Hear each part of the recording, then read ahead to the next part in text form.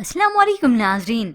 Drama serial मासूम के next episode में आप देखेंगे वजदान जिसने नीली को पसंद कर लिया है अब बॉस होकर ना सिर्फ जॉब ऑफर करने आता है बल्कि खुद उसकी ड्रेसिंग भी करवाता है, उसे शॉपिंग भी करवाता है। अब ऐसा कोई बॉस और लड़की कुछ समझे ना, ऐसा तो हो ही नहीं सकता। मगर इस नीली ने तो अपनी आंखें बंद कर ली, या यूं कहें अपनी आंखें माथे पर रख ली।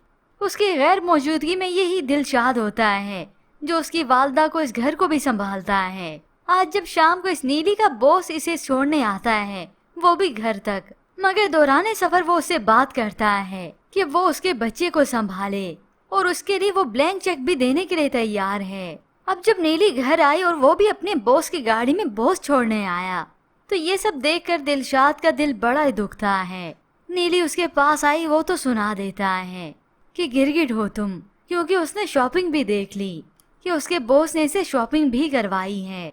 मगर नीली ने डंडा उठाया और उसी वक्त दिलशाद की धुलाई करना शुरू कर दी। पहले तो लगा दिलशाद को कि वो मजाक में मार रही है, मगर उसने दिलशाद को ऐसे जोर जोर से डंडे लगाए कि वो खुद भी हैरान रह गया।